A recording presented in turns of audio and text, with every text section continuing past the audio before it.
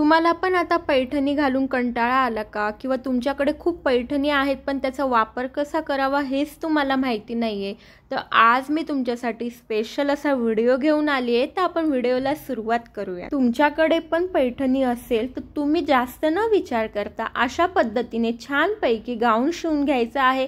हा गाऊन तुम्ही कार्यक्रमांमध्ये बिंदास वेअर करू शकतात।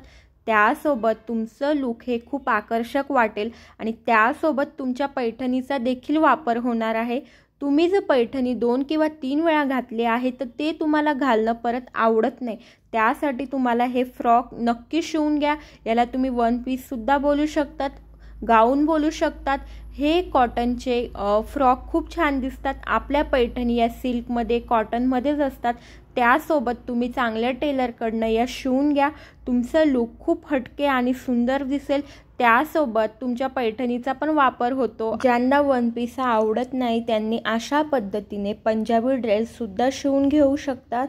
मला याच्यासोबत पॅन्ट, टॉप आणि दुपट्टा देखील मॅच होतो आणि हे तिघी शेड खूप सुंदर वाटतात आणि तुम्ही कोणत्याही कार्यक्रमात हे घालू शकतात।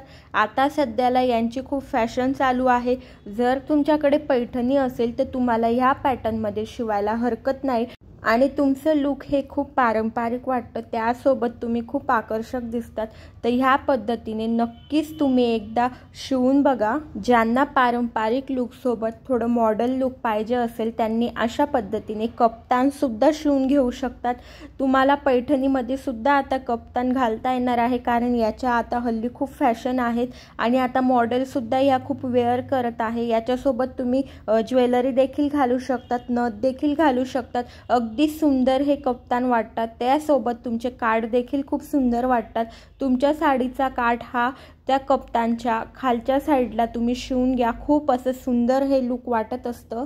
ज्यांना जॅकेट शिवून घ्यायचं असेल तुम्ही जॅकेट देखील शिवून घेऊ शकतात आणि मस्तानी पॅटर्न सुद्धा तुम्ही याच्यामध्ये वेअर करू शकतात। याच्यामध्ये खूप सुंदर असं वाटतं आणि खूप पारंपरिक लुक देतं। त्यासोबत तुमच्याकडे जर प्लेनमध्ये काही फ्रॉक असेल कॉटनचा किंवा गाऊन असेल त्याच्यावर तुम्ही कॉम्बिनेशनमध्ये जॅकेट हे शिवून घेऊ शकतात।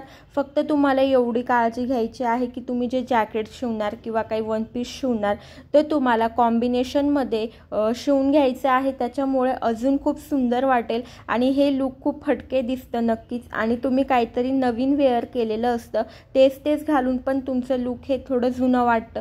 त्यासाठी तुम्ही अशा पद्धतीने देखील शिवून घेऊ शकतात। तुम्हाला जर लेहंगा शिवायचा असेल तर तुम्ही पैठणीचा लेहंगा शिवा, हा खूप सुंदर वाटतो। त्यासोबत तुम्हाला आपली ज्वेलरी सुद्धा घालता येते।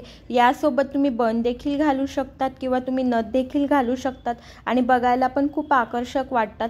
त्याचप्रमाणे तुमचा जो साडीचा कलर आहे त्याचप्रमाणे तुम्हाला दुपट्टा देखील शिवून घ्यायचा आहे आणि हे खरंच खूप सुंदर वाटतं। आणि हे लेहंगे देखील तुम्हाला चांगल्या टेलरकडून शिवून घ्यायचे आहेत, कारण तुमच्या लेहंग्याला छान एक लुक टेलरच देऊ शकतो। त्यामुळे त्याची निवड ही योग्य करा। तुमच्याकडे जर प्लेनमध्ये टॉप असतील, जर तुम्हाला त्याच्यावर दुपट्टे हवे असतील तर तुम्ही पैठणीचा दुपट्टा देखील तुमच्या टॉपवर बनवू शकतात।